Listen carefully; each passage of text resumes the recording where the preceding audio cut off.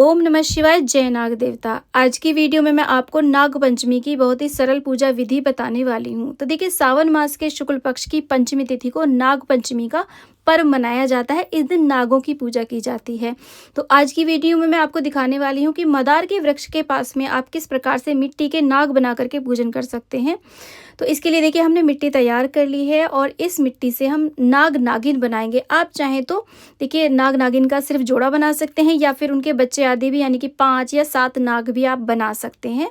मुख्य रूप से हमें नाग नागिन जरूर बनाने होते हैं। नाग पंचमी की पूजा ना कई प्रकार से की जाती है। कभी तो देखिए, नाग आप आटे से नाग बना के भी पूजा कर सकते हैं। कहीं पर आप दीवार पे गेरू से या काजल से नाग देवता बना करके भी पूजन कर सकते हैं, या कहीं कहीं पर पेपर पे भी नाग बना करके पूजा की जाती है। देखिए, ये जो पूजा है ये सुबह सवेरे की जाती है।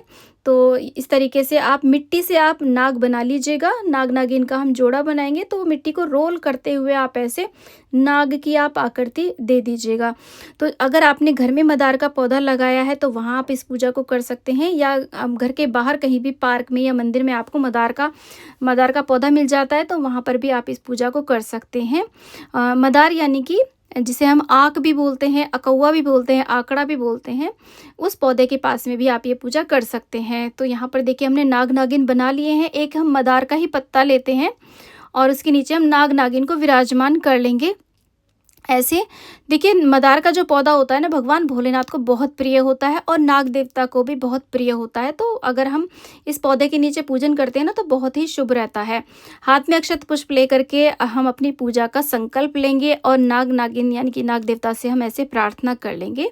अक्षत पुष्प को ऐसे नाग देवता के पास में हम छोड़ देंगे और यहाँ पर फूलों का आसन देते हुए हम एक देसी घी का यहाँ पर दिया जलाएंगे और साथ में दिए का भी हम पूजन करेंगे। तो ये बहुत ही सरल विधि है। आप गमले में भी कर सकते हैं या फिर कहीं भी पौधा हो मदार का, वहां जाकर के भी आप इस पूजा को कर सकते हैं।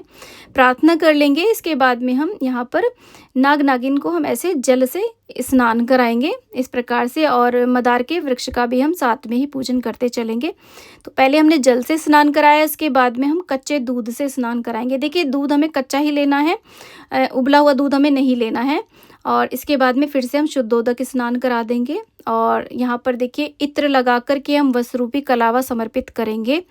कॉटन से भी अलग प्रकार के वस्त्र बनाए जाते हैं नाग देवता के लिए, वो भी आप बना सकते हैं। और नाग देवता को देखिए, ठंडी और सुगंधित चीज़ें बहुत प्रिय होती हैं, तो आप इत्र जरूर लगाएं और सुगंधित फूल और धूप दीप आदि से पूजन करें। मदार के वृक्ष को भी हमने ऐसे देखिए कलावा बांध दिया। इसके बाद में हम चंदन से तिलक करेंगे। नाग नागिन दोनों को हम चंदन से तिलक करेंगे इस प्रकार से। तो बहुत सरल ये पूजा होती है। और नागपंचमी के दिन देखिए, काल सर्प दोष का निवारण भी किया जाता है और इसमें आप चांदी के, तांबे के या पीतल के नाग नागिन बना करके आप शिवालय में चढ़ा के आ सकते हैं, या फिर बहते हुए जल में भी उन्हें विसर्जित कर सकते हैं। तो इससे काल सर्प दोष का निवारण बहुत ही आसानी से हो जाता है। तो नाग पंचमी का जो दिन है वो काल सर्प दोष निवारण के लिए बहुत ही उत्तम माना जाता है। तो यहाँ पर हमने देखिए, चंदन से रोली से तिलक कर दिया है, अक्षत समर्पित कर दिए हैं सभी को। इसके बाद में हम फूल चढ़ा देंगे। चमेली के फूल, सुगंधित, रात की रानी, बेला, चंपा आदि के फूल ना बहुत प्रिय हैं नाग देवता को, तो वो भी आप चढ़ा सकते हैं। इसके अलावा जो भी फूल मिले वो आप चढ़ा दें। सुगंधित धूप भी हम ऐसे पूजा में जला देंगे। इसके बाद में हम भोग लगाएंगे।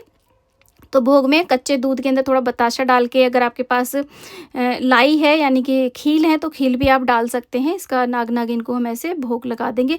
भोग हमें बहुत ज़्यादा नहीं लेना है, थोड़ा सा ही लेना है, ज़्यादा नहीं लेना है।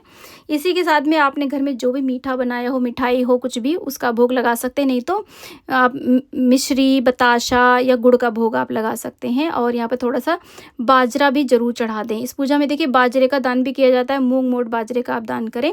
जल का लोटा पास में ही भर के रख लें। हाथ में अक्षत पुष्प लेकर के यहाँ पर नाग पंचमी की कहानी सुनी जाती है। देखिए, अगर आपने व्रत किया है तो कहानी सुनना बहुत ज़्यादा अनिवार्य होता है। नाग पंचमी की कथा का वीडियो आपको हमारे चैनल पे अलग से मिल जाएगा। आप कहानी हमारे चैनल से भी सुन सकते हैं। कथा पूरी होने के बाद में हम फूल को ऐसे पूजा में ही छोड़ देंगे और जो जल का लोटा हमने पास में भर के रखा था उसको भी ऐसे पूजा में ही रख देंगे। इसके बाद में हम आरती करेंगे। देखिए नाग देवता की आरती तो हमें नहीं आती है, तो आप भोलेनाथ की भी आरती कर सकते हैं, और नहीं तो 7 बारी ऐसे अगर हम घुमा देते हैं ना दीपक को, तो ये आरती का ही स्वरूप माना जाता है। तो ऐसे हम आरती कर लेंगे। थोड़ी सी आप यहाँ पे दक्षिणा जरूर समर्पित कर दीजिएगा। नाग पंचमी के दिन हमें जो सपेरे होते हैं उनको ज़्यादा से ज़्यादा दान करना चाहिए। और ये जो भोग है हमने बहुत ज़रा ज़रा सा इसलिए यहाँ पे चढ़ाया है, क्योंकि जो भी हम भोग चढ़ाते हैं ना उसको किसी को भी ना खिलाया नहीं जाता, यानी कि खाने के लिए नहीं दिया जाता। इसको सिर्फ हमें विसर्जित करना होता है। आप ये दूध है और जो भी मीठा आप चढ़ा रहे हैं ना, इसको आप कहीं पे भी चढ़ा के आ सकते हैं।